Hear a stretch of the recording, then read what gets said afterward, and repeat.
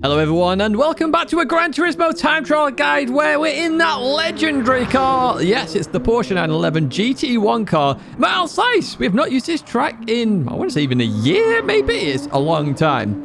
We're on the racing hard tyres. I've put this difficulty at hard. I think the pad has some issues on this one. And a gold estimate I've put at around a 155.8. That's based on my optimum because there's definitely some more time in my lap. But even so, it's quite a good lap if I do say so myself.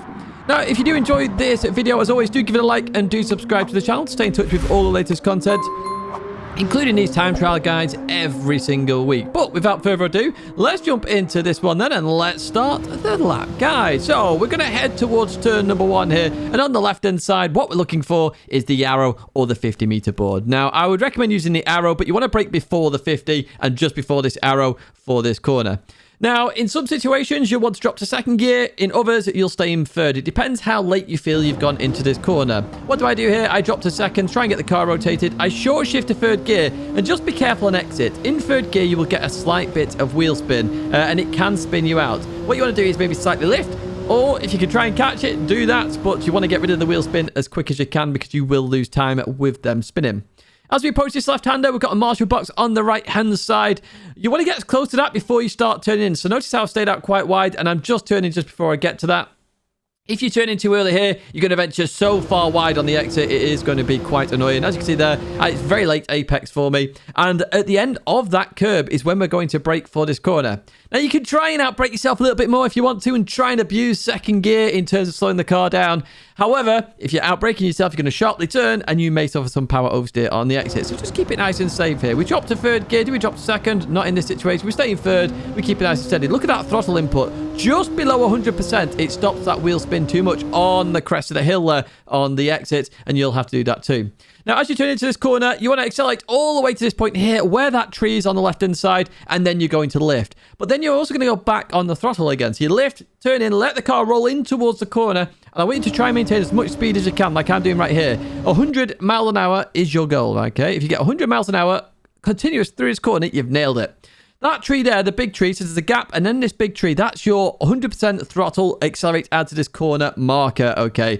There's not that many markers here for this part of the circuit, but that's a really good accelerating marker. Look at that. We make it absolutely fine, and the car starts to grip more and more. We head towards this right-hander then. On the left-hand side, we've got the end of the Armco and that arrow there. So this is your brake marker for this right-hander. Do not brake late for this corner. You can lose so much time from this corner by trying to outbrake yourself. Brake early, nice and early here, and you want to carry the speed through the corner. It's a bit cambered as well, so turn in, make sure you hit that curb on the inside and accelerate out. The camber will help stabilize the car. If you run wider, you get more power oversteer because the camber's not helping as much.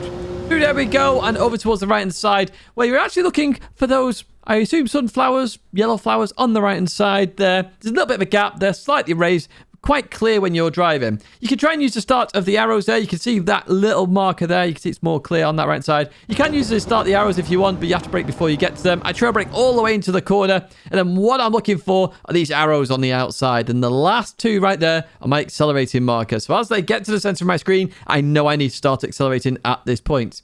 Now, remember, I've been talking about wheel spin throughout this lap. So when you get a little bit of wheel spin, the car can actually grip, and it can actually rotate you a little bit, and that can happen on this corner.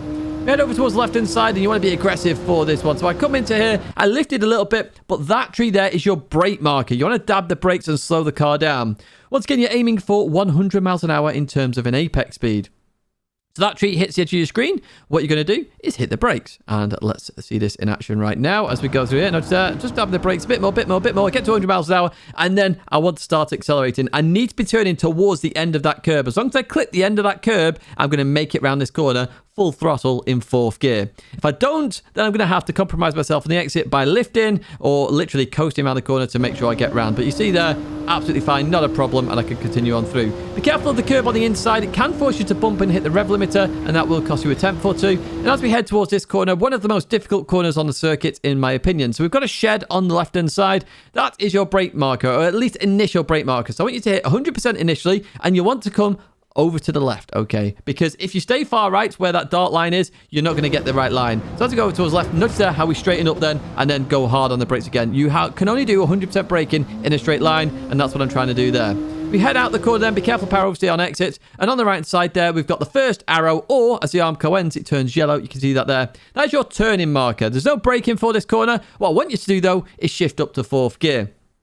And the reason for that is there is a small delay on gear change. So if you can shift to 4th gear, just lift off a little bit, click the curb and continue on through, you should be fine. Be careful of a bit of understeer or oversteer. It both happens in that corner. You just have to be careful, but you can push your luck a little bit on that one.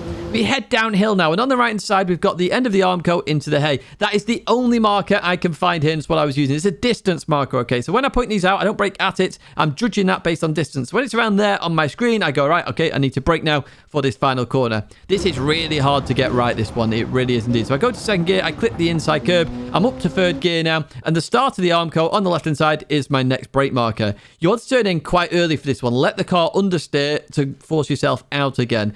If you stay out wide, you're just going to delay and delay and delay that throttle, and it can become quite awkward. So I turn in very early. As long as I clip the curb, I then accelerate out. Be careful on exit. You can get power oversteer, and then you clip the wall, and it's very annoying indeed. I binned off one of the best laps of my life by doing that.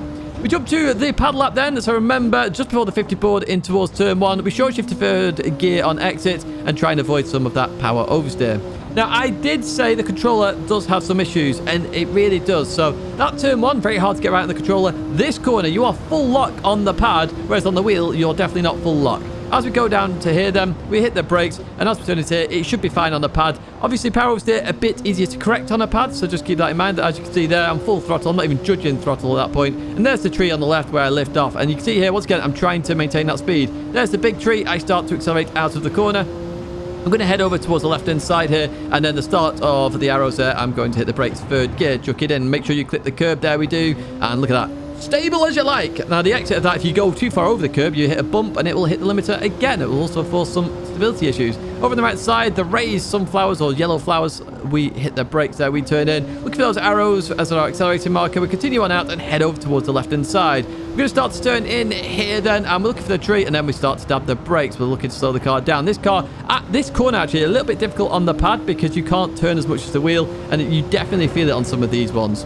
We continue on out of here then, looking for the shed on the left-hand side. There it is. Hit the brakes, and we release a bit, and then go on hard on the brakes again.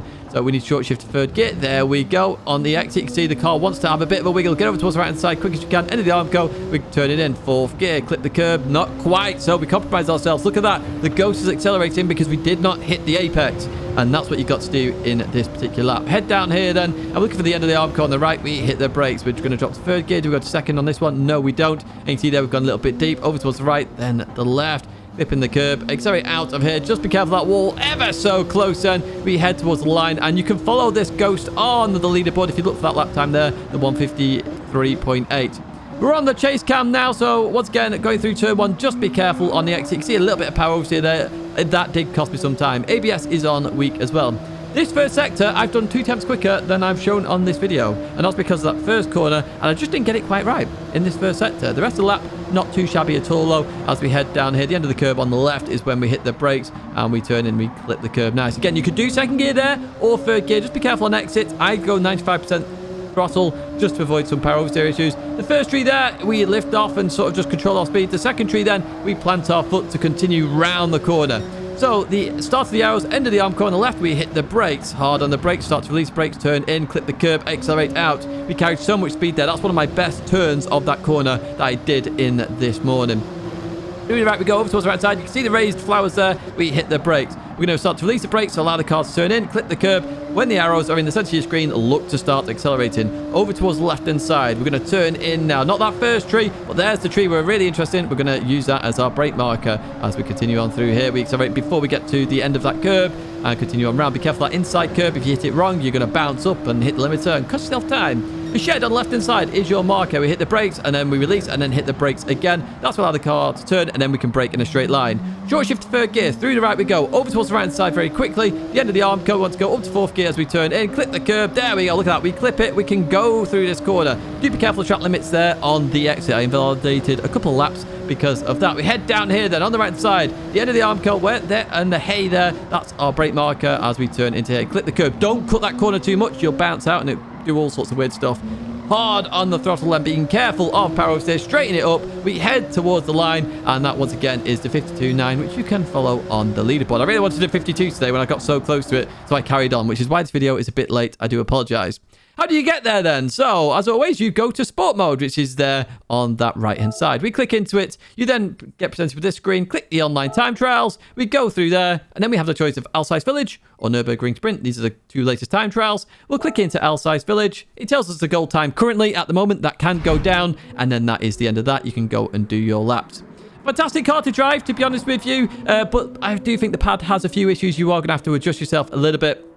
It can get frustrating at times with some of those bumps. I do hope you have enjoyed this video, though. If you have, make sure you do give it a like, subscribe to the channel to stay in touch with all the latest content, as always, and a big thank you for watching. Now, if you're struggling on last week's time trial, you can check that out right there. Do check out those partners down below, and if you want a closer look at my lap, you can also check out Coach Dave Academy. My lap should be uploaded, and you can follow that like for like. Thank you as always, and I hope to see you in another video or live stream again very soon.